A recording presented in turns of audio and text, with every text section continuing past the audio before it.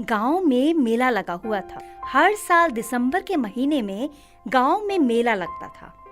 उस मेले में पूरा गांव खूब जमकर खरीदी करता था और मेले में बहुत भीड़ होती थी। सीता को मेले में जाना बहुत पसंद था और सुबह से वो तैयार बैठी थी कि कब शाम होगी और वो अपने माता पिता के साथ मेले में कब जाएगी। माँ चलो, 5 बज गए हैं, अब तो मेले में चलो। तुम सुबह से ये बात 10 बार कह चुकी हो। तुम्हारे पापा को तो आने दो, फिर चलेंगे।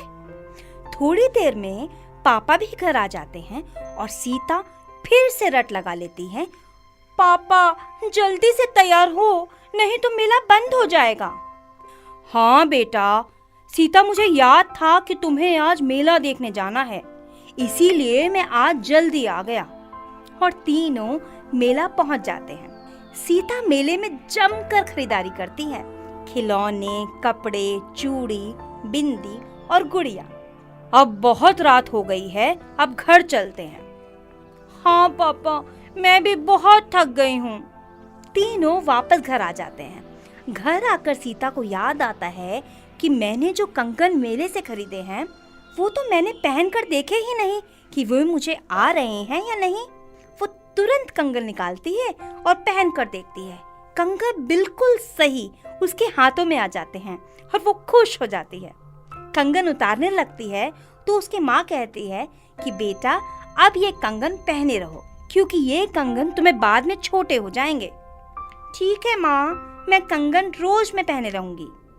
तीनों खाना खाना शुरू करते हैं, लेकिन ये क्या, जैसे ही सीता रोटी को हाथ लगाती है रोटी सोने की हो जाती है।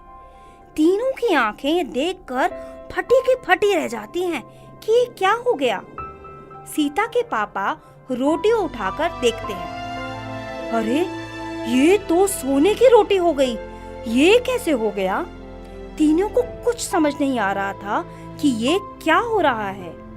फिर से खाना शुरू करते हैं, लेकिन सीता जिस भी चीज को हाथ लगाती वो सोने की हो जाती है। सीता की माँ समझ जाती है कि कंगन में ही कोई बात है। कंगन को निकालना। सीता कंगन निकाल कर देती है और खाना खाना शुरू करती है।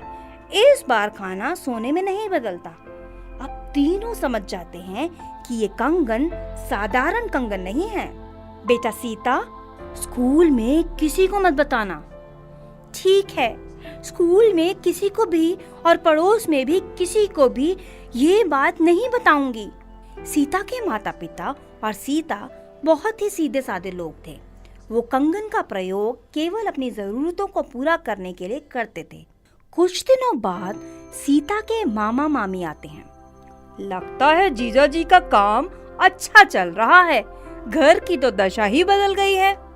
हाँ मामा जी, मेरे पिताजी दिन भर मेहनत करते हैं। सीता की मामी बहुत चालाक होती है।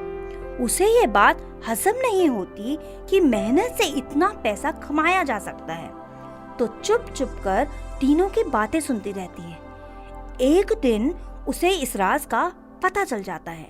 अगले दिन सुबह, चलो दीदी, आज हम लोग अपने घर वापस जा रहे हैं। अरे तुम लोग 2 दिन पहले ही आए हो। अरे दीदी, मैं इसको मना कर रहा हूँ पर ये मान ही नहीं रही। मामी रुक जाओ ना। सब रोकते हैं पर मामी नहीं मानती और चली जाती हैं। मामा जी भी चले जाते हैं। शाम को तीनों खाना खाने बैठते हैं और सोने जाते हैं। सीता, कंगन देख लो, सही सलामत हैं या नहीं। ठीक है माँ। सीता कंगन देखने जाती है, पर ये क्या, कंगन कहीं दिखाई नहीं देते। माँ जल्दी आओ, कंगन कहीं भी दिखाई नहीं दे रहे। अरे कंगन कहाँ चले गए, मैंने तो यहीं संभाल कर रखे थे। दोनों की आवाज सुनकर पापा भी आ जाते हैं और तीनों मिलकर पूरे घर में कंगन ढूंढते हैं, लेकिन कंगन कहीं भी नहीं मिलते। माँ को समझने में जरा भी देर नहीं लगती कि ये काम किसका है। रहने दो सीता, मत ढूंढो, मुझे मालूम है कंगन कहाँ है। कहाँ है माँ? तुम्हारी मामी ने चुरा कर ले गई हैं। मुझे वो कंगन वापस चाहिए माँ, आप मामी से वापस मंगवाइए। सीता की माँ अपने भाई को फ़ोन लगाती है और कंगन के बारे में पूछती है और कहती है कि वो कंगन मुझे वापस चाहिए। लेकिन मामा मामी मानते ही नहीं कि कंगन उनके पास हैं। थक हार कर सीता की माँ और पापा कंगन के बारे में सोचना छोड़ देते हैं। लालची मामी कंगन से बहुत सारा सोना बना लेती हैं और बहुत ऐशो आराम से जीने लगती हैं। एक दिन वो कंगन उतारना भूल जाती हैं और कंगन पहने हुए ही अपने बेटे को छू लेती हैं। छूते ही बेटा सोने का बन जाता है। वो बहुत रोती हैं, बहुत पछताती हैं, बहुत कोशिश करती हैं कि उसका बेटा उसे वापस मिल जाए, पर ऐसा नहीं होता। कंगन लेकर सीता के घर जाती हैं और बोलती हैं, ये कंगन वापस ले लो, मगर मेरा बेटा पहले जैसा कर दो। ये हमारे हाथ में नहीं है। तुम्हें इतना लालच नहीं करना चाहिए था। सब तुम्हारे लालच का ही नतीजा है। जादुई लोटा। मिंटू मुंह लटकाए भैंस पर बैठकर चला जा रहा था। उसके समझ में कुछ आ नहीं रहा था। भैंस ने चारा तो बहुत खाया था, लेकिन दूध देने के नाम पर बार बार पैर उठाया था। मिंटू को बहुत गुस्सा आया था। घर में दाना नहीं, खाना क्या खाक बनाता। ये भैंस दुलारी किस काम का नहीं है। जब देखो अपना दूध अंदर खींच लेती है, दूध देने के नाम पर आंख मींच लेती है। इसने मेरा उपवास कराया है। शाम को मैं इसकी खबर ले लूंगा, लेकिन अभी क्या खाऊंगा, पेट को शांत कैसे कराऊं। अरे बाप रे, सर पे क्या गिरा रे। ओह, जोर से लगा रे। अरे ये तो आम है। रुक जा दुलारी। मिंटू नीचे उतर गया और लपक कर आम को उठा लिया और सीधे चूसने लगा। वाह भगवान, दूध ना सही, आम से ही काम चला लूंगा। सर पर गिरा तो क्या हुआ, मार खाकर भी इसे खा लूंगा।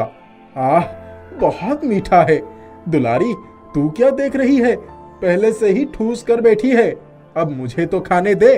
तू नहीं मानेगी। जाकर घास खा ले, मुझे आम खाने दे। मिंटू ने कुछ आम तोड़े और खाते हुए भैंस पर बैठ गया। घर पहुंचकर बर्तन में कुछ ढूंढने लगा, लेकिन सबके सब खाली थे। हे भगवान, तूने मुझे बनाया, ये तो अच्छा किया, लेकिन पेट क्यों बना दिया? पेट बनाया तो बनाया, फिर भूख क्यों दे दिया? भूख दे दी ठीक है, पर खाना क्यों नहीं दिया? ऊपर से अकेला तनहा कर दिया। ये अच्छा नहीं किया। 2 दिन से कोई काम भी नहीं मिला। चलता हूँ, आज किसी बर्तन को बेचकर ही खाने की चीजें लेकर आऊंगा। पेट भर खाऊंगा और सो जाऊंगा। क्या बेचूं? अरे हाँ, ये पुराना लोटा ही बेच देता हूँ। गिलास में पानी पी लूंगा। लोटे का क्या काम है? वह लोटा लेकर बाजार में बेचने के लिए चल पड़ा।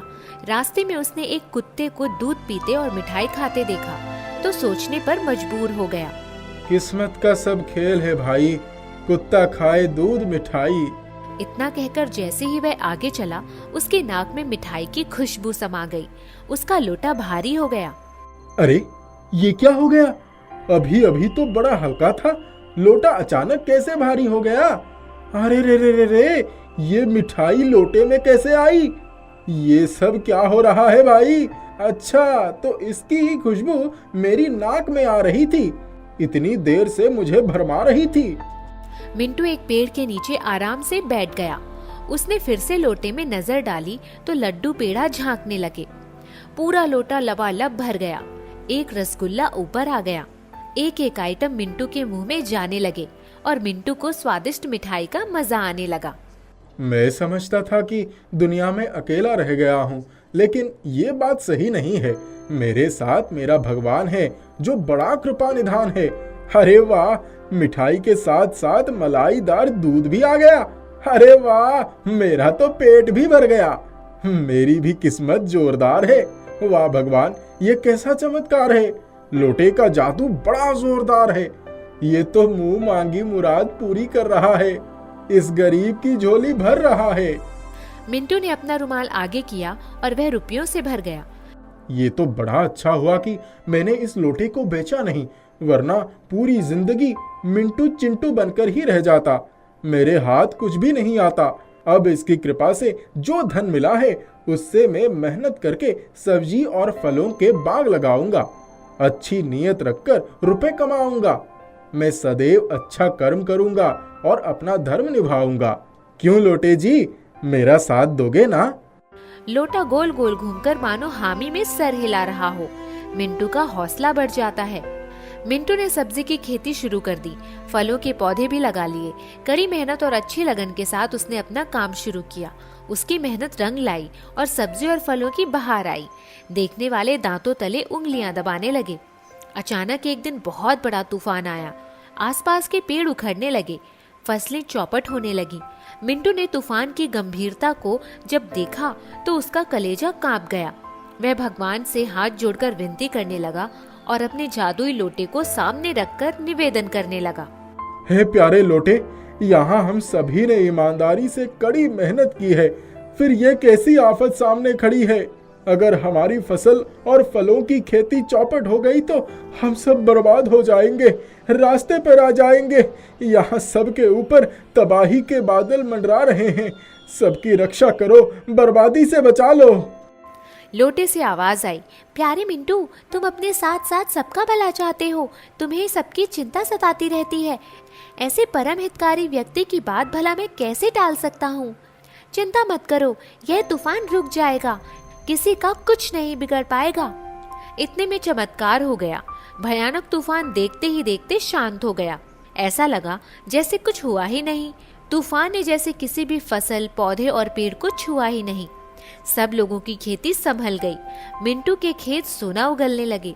सब्जियों और फलों का व्यापार बढ़ने लगा और दिन दूना रात चौगनी तरक्की होने लगी।